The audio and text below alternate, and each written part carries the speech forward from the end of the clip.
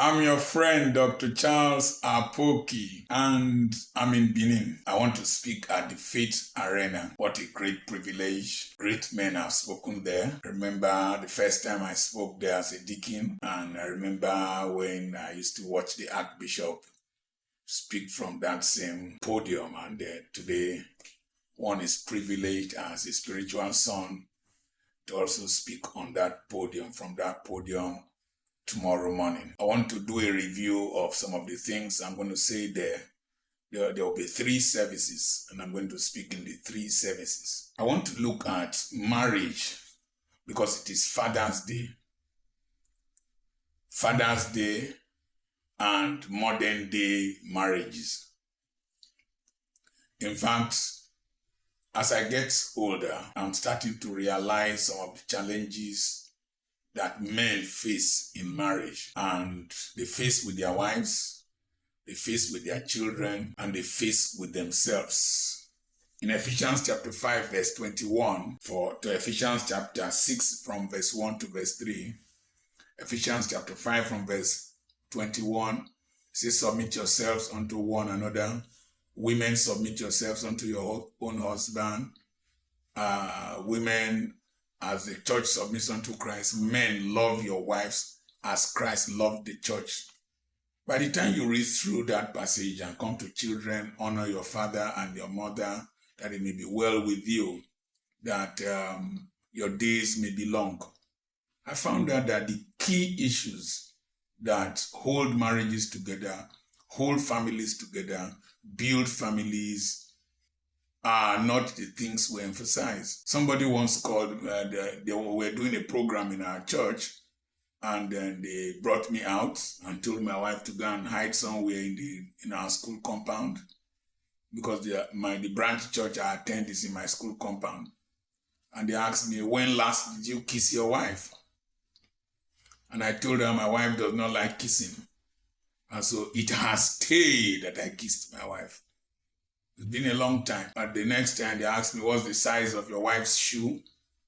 I said, I don't know. And I know she does not know. I only know that she doesn't like high shoes. What's your wife's favorite colors? I said, I don't know the particular one, but I know she doesn't like bright colors. What's your wife's favorite food? I said, she cooks the meals. I don't know her favorite food. But we've been married for 37 years. And we've had a very, very good marriage.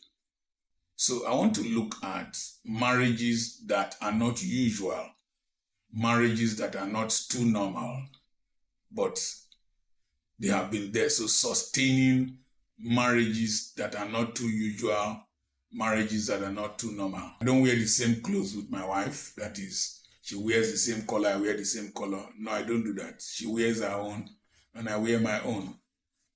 And one of the things we have found out is that we've preached men into a tight corner. Preached men into a tight corner. What's the size of your wife's brassiere? What am I doing with the size of my wife's brassiere? She buys her brassiere. Why must I know the size of my wife's brassiere? How does that sustain marriage? I know people who kiss every day, people who know the colors of their wife's brassiere, their favorite colors, and all that.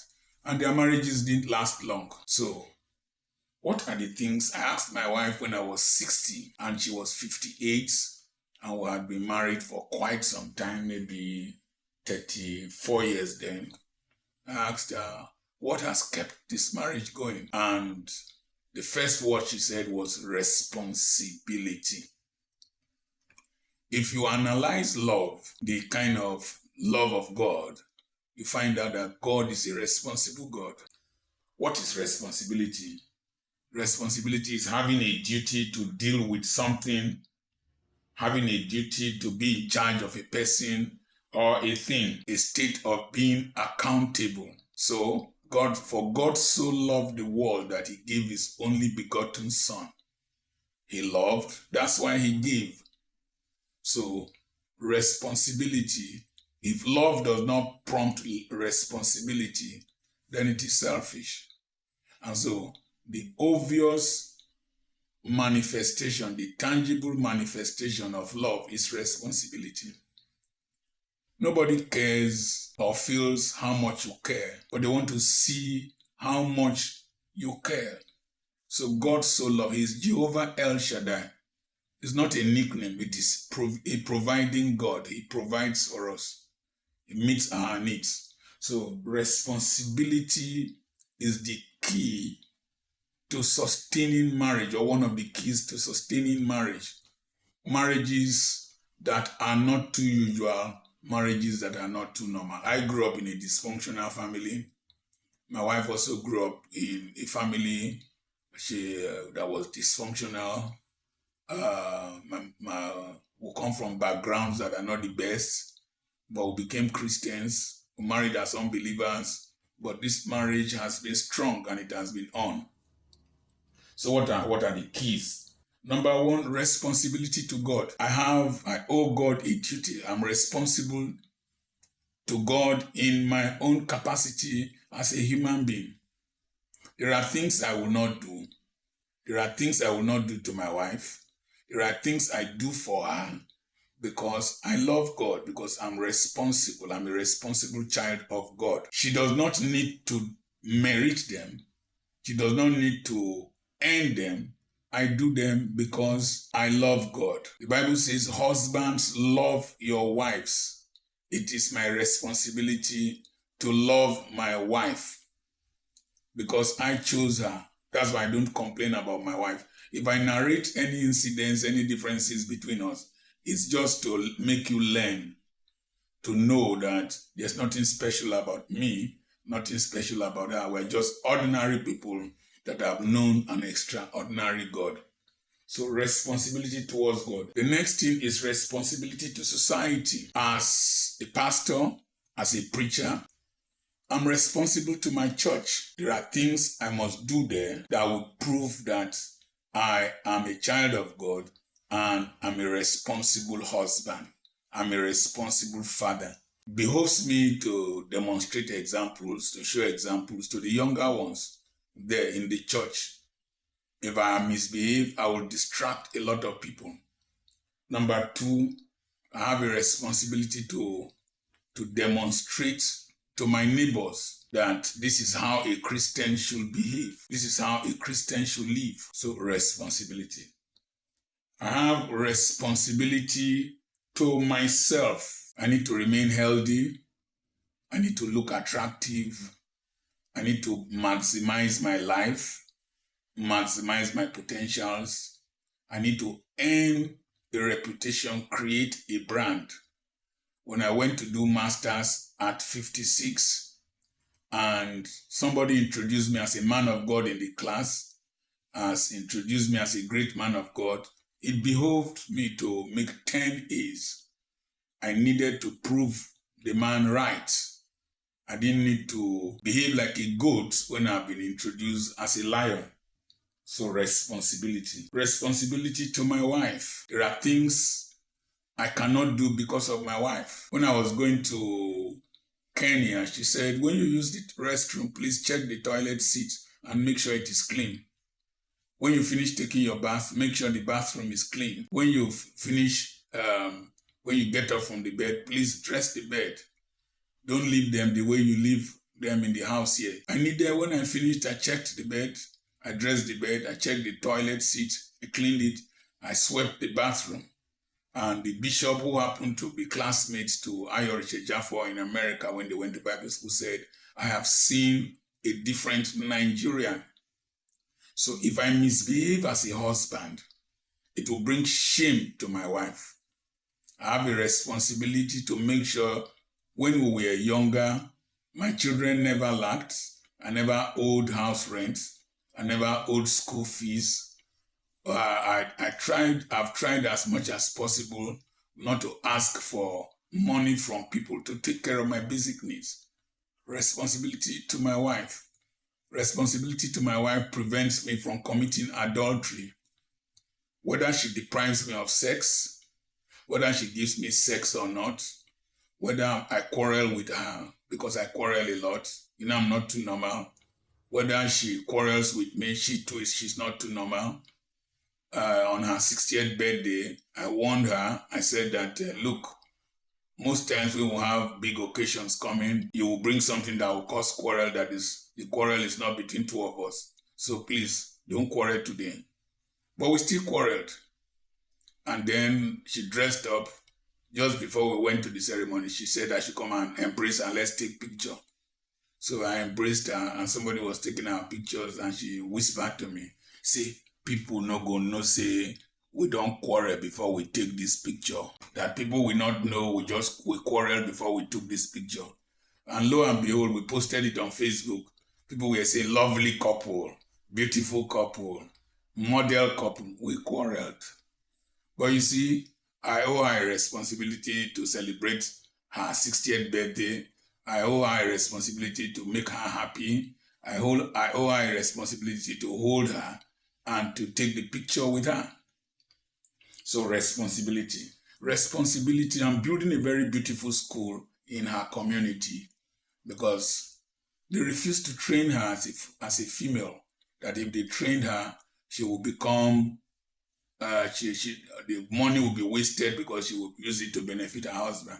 So I'm building a world-class school in her community to prove that if she were to be a male in that place, she will have done something. It's the most beautiful house built by any indigene in that community. It's a responsibility. So I have responsibility for my future. For my future, in Genesis chapter 30, verse 29, Jacob asked Laban, when I came here, your sheep were few. Now they have multiplied. When will I now do something for my household? You see, I preached around this country. I've been going around for the past 20-something years. I preached in different places. But I knew I owe my family a duty to be able to train them, to be able to give them the best, to make my children compete globally. I also made sure I built businesses, built institutions that even if I don't want to preach, my family will not lack. I built institutions that even if my grandchildren are looking for somewhere to work in future, there is a place for them to work. I built institutions with my wife that in such a way that I don't need to work to eat, or my wife does not need to work to eat. Well, it's my personal duty. It's called Chris Ageris principle. Chris Ageris was a management consultant in America. He propounded a theory that for a normal psychologically mature adult, a time comes when his personal goals come in conflict with organizational goals. You're working somewhere, you're a policeman, you're a soldier, you're a pastor, you're an itinerant preacher like me. They will invite you. Tomorrow I'm going to preach in 3 services. What do I have to show for my own children? What do I have to show to my grandchildren? So any money that came into my hand, then I gave to my wife. And my wife had the responsibility of managing the resources, labeling the resources, plowing the resources, multiplying the resources, investing the resources, so that we could be where we are today. If I was a failure, nobody would bring me here. So you owe your children a responsibility. The Bible says a righteous man leaves an inheritance for his children's children, a legacy, not only a good name, but a legacy. So, responsibility. The next thing is respect. I respect my wife. She doesn't like flies, so I close the windows. If I use her restroom in her room, I make sure it's clean. She will not want to come and see remnants in her toilet seat. I respect her. If I want to talk to her, I talk to her with respect. Even if she doesn't talk to me with respect all the time. But I respect her. In my household, she said that if you don't take your bath, don't eat. So I take my bath before I eat dinner. So I respect her. I respect her productivity. There was a time she bought a generator. They cheated her with 400,000. I knew she wanted to surprise me with it. So I did not shout. I did not say anything. I accepted. She She doesn't operate with Harvard School of Business or Lagos School of Business, but she's producing results. So I respect her. I respect her because she has made us millionaires, and she's a millionaire that I am dating. So I respect her. I respect her opinion, but not every suggestion she brings that I take. I filter them, but I respect her by listening to her. I respect her by not fighting with her. We quarrel, but I respect her. I try to not to talk to her in a rude way in the presence of my workers. I respect her. If I don't respect her, she can bring me down. If you don't respect a woman, she will disgrace you, no matter your status. So I respect her. You see, respect means due regard for the feelings and wishes and the rights of others. I respect her feelings. I went to preach somewhere, and I took a picture with a female. My guest speaker was my host was a female, and I sat straight because I know she will see the picture. And the woman leaned towards me. Then when she saw the picture, so why did I take a picture with a woman like that? I said, can't you see that I'm straight? And she was the one leaning towards me. You know, I have had girls walking in my house that she brings. I respect myself. And I respect her. If I go and do nonsense with any of those girls, I would disrespect my wife. I respect her such that I will not go and fight with somebody in the streets. I respect her.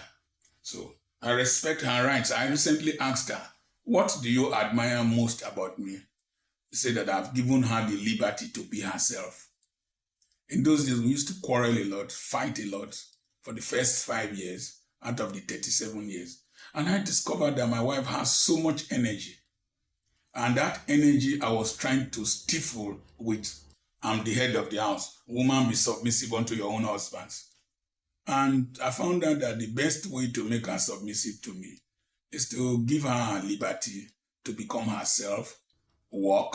So she likes to build, she likes to work, she likes to count money, she likes to do. And by the time she finishes working, she gets tired. When I give her a suggestion, she doesn't take. I respect her right not to take. But eventually, she will come and tell me, what you said was true. That's the way I've lived. So I respect my wife. And recently, some time ago, some bishops went on for a synod, and I've shared it with you before. They said that if your wife controls you, stand up. And all the canons and the venerables stood up. One short canon with a 5G wife. 3G, 4G, 5G wife. But they didn't stand up. An archbishop asked her, Canon, you mean to say your wife does not control you? I said she does. So then why didn't you stand up? So I wanted to stand up. She told me to sit down. Whether you like it or not, there are many things they regulate about our lives. And so we try as much as possible to respect them so that we can live long. As a man, if you want to live long, learn to respect their opinion, their desires. They determine what you eat. Sometimes, like as I wanted to come here, I had a big agbada to wear. I asked her, should I wear that? She said, no, wear a simple cloth. So I wore simple cloth. I respect her. So I brushed my mouth because she doesn't like mouth odor. I respect her. So I shave my beard so that my beard don't prick her neck when I embrace her. I respect her. I perfume myself to bed because she doesn't like odor so that I'm a sweet-smelling sacrifice. I respect her. If I want to go to Jerusalem and she says no, I respect her. I respect her. If she says she's tired, I respect her. This idea of I'm the head, I'm the head, I'm the head, I'm the head. If you don't take time, you'll be frustrated in marriage. So what do? I do the married but single. There are things that where we have areas of commonality and interaction and productivity. I allow her to do her stuff outside my area. Then where we have commonality, we come together. I don't wear the same clothes with my wife. She goes to ceremonies, I don't go to ceremonies. She also respects me. She knows I don't like stress. Recently, I sat with her. She was talking million. What we need here, million. She was stressing me, and she knows. She said, that's why I don't like telling you about the expenses we need to do. I respect her. I was building the school somewhere else, and I know that she needed money now, so I suspended the other project there. And when I came from preaching recently, I gave her all the money they gave to me. And I gave her money yesterday. I gave her money again to continue her work. Oh, she wants this. When I come back, I'll give you money. I respect her. I cannot, she's not my baby. She's another person's child, even though I'm married to her. The Lord sees her as an entity different from me. I respect her body. So I will not pounce on her without her consent. So, before you can respect somebody, you have to accept the person. There are differences between my wife and I. There are things she does not like about me. She knows that I'm not usual. She knows that I'm not too formal. She knows that I'm not a normal, gentle person. She has accepted me like that. She knows that when I get up, I will not dress the bed. So she dresses the bed. She arranges my clothes and all that. She has accepted me. I've also accepted that she's not a preacher like me. She's not an orator like me. I was in the governor's house to speak, and the wife, I spoke twice. The wife said that you can't bring my wife to speak. I told them she won't come, but they came. They said, Madam, the first lady wants you to come and speak. I said, no. Say it's my husband that is a preacher, that is called to preach me. I'm called to make money and to build the houses. So I didn't force her to go. I respect her. So I've accepted her the way she is. I've accepted her and her looks. One lady one day would dress somewhere and she said, why did your wife dress like that? That's my wife, it's not your wife. But after some time, the one that was sophisticated was asking me to help her pay $250,000 as part of her daughter's school fees in one university the daughter was. But my wife will never do that. If I came from Kano, where I went to preach in Assemblies of God Church to Assemblies of God Men, my wife had paid my son's school fees in Europe. I didn't need to be there. I've accepted her that she likes her liberty. She likes to do things on her own. She likes to be in charge of some things. I've accepted her. I've accepted her that when I ask her for money, she will first say no. I will go away. Then she will eventually give me the money. I've accepted her. So, acceptance. A child should accept the father the way the father is. Don't wish you had another father. My father had one blind eye. My father was a refuse collector, but he was my father. My father was a poor man who were going to toilet in the bush. My father. Today, those other rich fathers, I am in the same platforms with their children, and my children are in the same platforms with their grandchildren. But I accepted my father. That's why I could obey him. That's why I could take his instructions. I accepted my mother. My mother was not an easy woman. I accepted her as my mother. So acceptance comes before respect. Why most people don't respect their husbands is that they don't accept them. They wish they were different people. And you hardly change adults. You want to destroy the man to be another person. No. If your husband is a stammerer, he's a stammerer. Accept him. If he says, if they ask what is your reverend, a doctor, complete it for him. Apoki. Accept him. I have a friend who snores like a generator. When he's snoring, the windows in the other room where I sleep will be snoring. The wife has accepted him. All this running around from one place to the other is because of lack of acceptance. So the next thing is, when acceptance is there, admiration.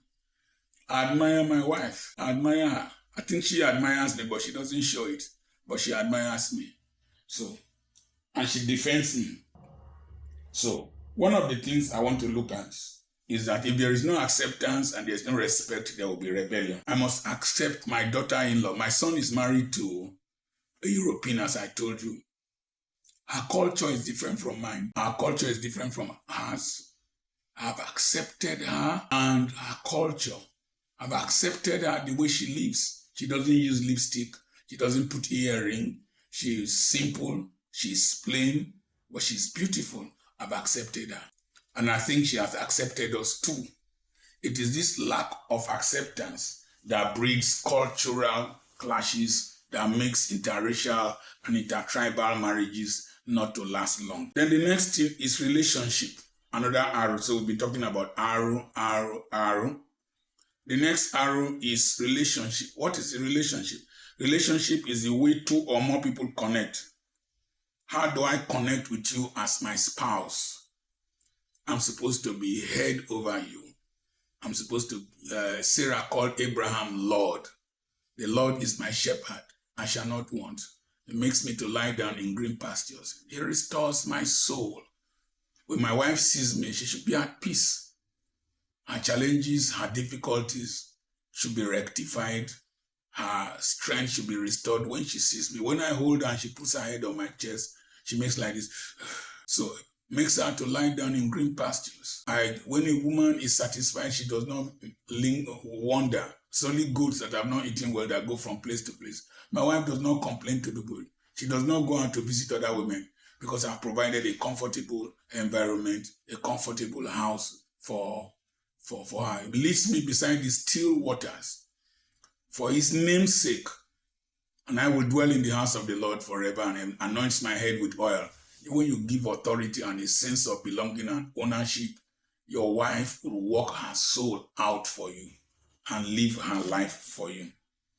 How do I connect with my in-laws? In-laws, my mother-in-law, she has become my mother by law, by force. So my mother-in-law had a young man as her only son. I started playing the role of a son for her. One day when I bought a refrigerator with her money and we were carrying the refrigerator into her house, she said, if person no born boy, if you can't get better in-law, no be in-law, na be pikin, na be son. She lived with me for how many years? About 4 or 5 years. And I refused to let her go. They waited until I went to Australia before they took her out of my house because they knew that I would not let her go. She calls me Apoki. I cut her fingernails when I will catheterize her. When she defecated at the time, the great-grandchildren refused to clean her. I cleaned her up. My wife was not around.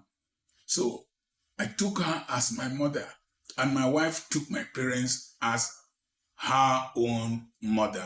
My mother didn't have a boy, so she became, a girl, so she became the girl by being a daughter-in-law, not contention. Once you accept that, then the next thing is, how do I connect with you, with my father as a child? I am an ambassador of my father. When I say the word Apoki, is my grandfather's name. I'm trying to make you know that name, pronounce it well, and that one of the descendants of Apoki has come. We have a street named after Apoki in Otogutu. We have a waterside, Apoki waterside. I saw myself an ambassador of that family to carry the name from obscurity to the limelight. I didn't go to school for myself. I went to school for my father to compensate for his illiteracy, to compensate for his poverty, to compensate for his lack. So I went to school. Everything I did, I had my father in my background, in the back of my mind. And I never wanted to ever bring shame to his name. So, I am a bank. As a child, the way you honor your father is not only by bowing down. You take care of him. You take care of your parents. Some of you children going to be wishing happy Father's Day. When did you see your father last? When did you sit down to discuss with him last? In those days, I removed gray hair from my mother's hair. We would cook at about, bring to my parents on Christmas Day. They were so proud of us. When my father was dying on the deathbed, when they tell him, doctor is coming, your son is coming, he would open his eyes. But I couldn't come on time before he died. But he was proud of me as his son, and it gives me joy. Sometimes I just wish that they would wake up for just 2 minutes, 3 minutes, and see me. See what that his troublesome son has become. As children, we are supposed to be banks of the projections of our fathers, banks of the principles of our father, banks of the practices of our father, banks of the processes our fathers have laid down, banks of the philosophies of our father before we start talking about his property. If you don't know the principles, the philosophies, the practices, the processes through which your father earned these properties, they will sell them. Tragically, most of our children don't know anything